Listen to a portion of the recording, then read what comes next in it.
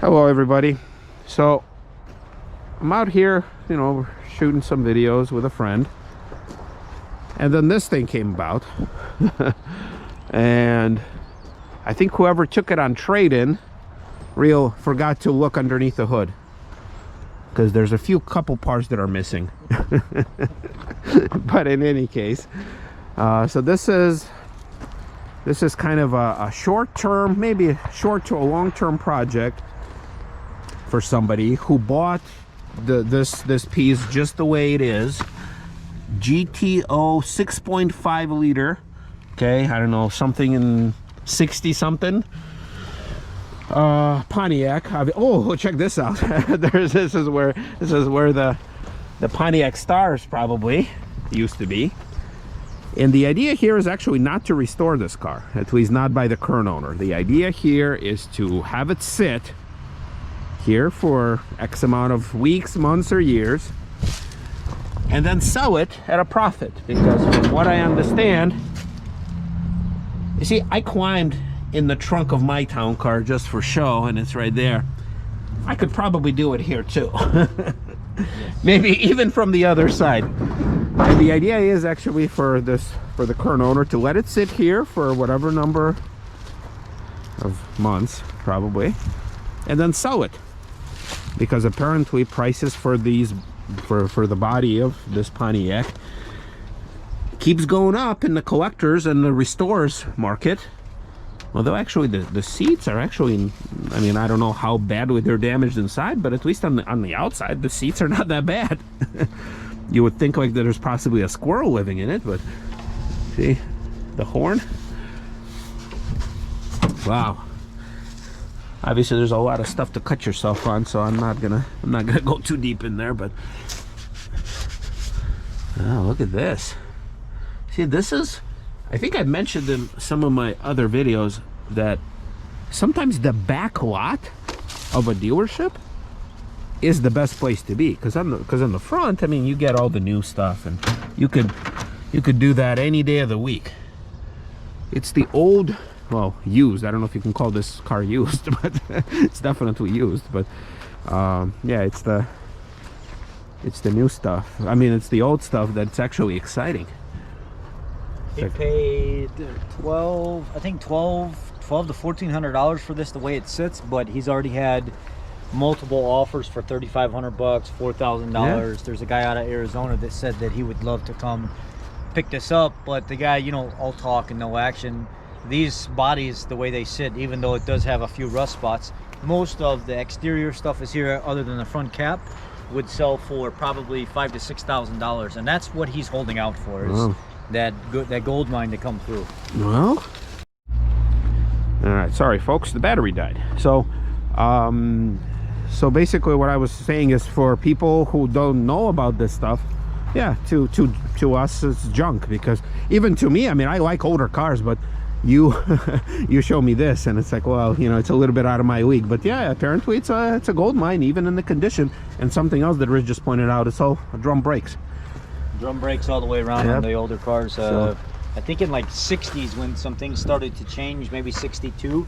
I used to work on old 1958 to 1966 Thunderbirds. I lived at a guy's house exclusively. He took a church and gutted it, and he built like drive-in ramps, Mustang, like 12,000 pound drive-on ramps, and he gutted the gymnasium, and he built on the front side of the church where everybody would sit for service. That was his house. He built rooms and a kitchen and everything else. And about 60, 62 is where they started to get away from the drums on these things. So this is that era.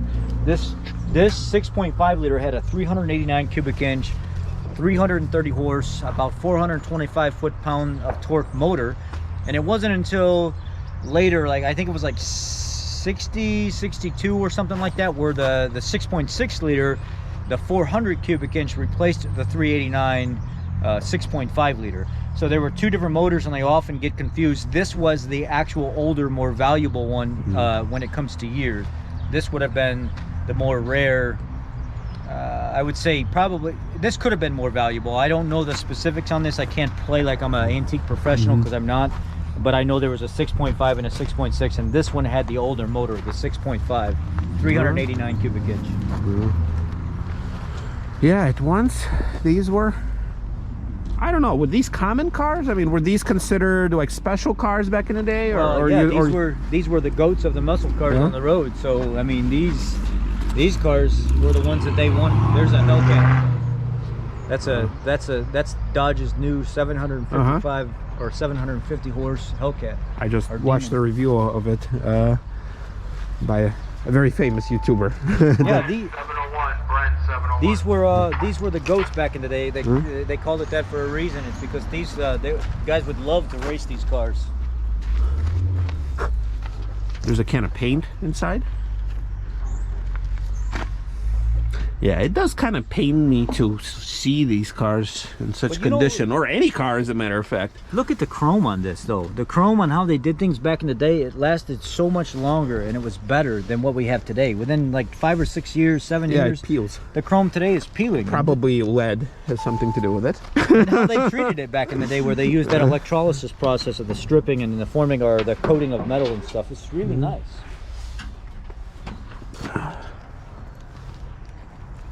Oh, the rear windows would come down too. I didn't realize that. There's a crank. Yeah. I thought it was just the front.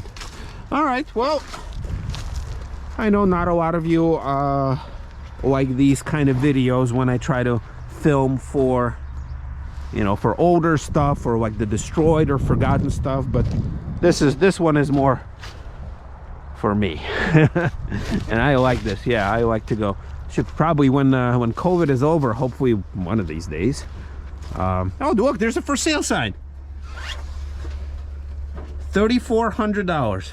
Yeah, so he negotiated with the guy, and the guy came way off of that, and he knows it can sell for more than that. What is it? Let's Dave Z. Maybe we can pull this thing out. Maybe we can see the original. Oh, there you go. For sale. All right, well, somebody's phone number. Okay. 68 GTO. There you go. All right, 68 GTO, bench seat, 4-speed. Ask for Dave, 3,400. Delete option. Oh, bumper delete options. Have hood, okay, and bumper will be at show after work. Okay. Oh, you know what that is? That bumper delete option is what they call that. Like on my truck, on the Dodge Ram, if you pull the bumper off, they have a pan that goes in place that molds it into the body. No. So you don't even need the bumper there. It's a bumper. Is that legal? Yeah, I mean it's just a cover for it. It's the only reason they don't want the bumper there ideally is there's nothing to hold a plate and the safety aspect of it. But okay, you can't prove that there's no safety there if you put a bumper pan in. All right. All right, everybody. Well, this is it. This is what we got. We got a third of a car, but a cool third of the car nonetheless. We'll see you next time.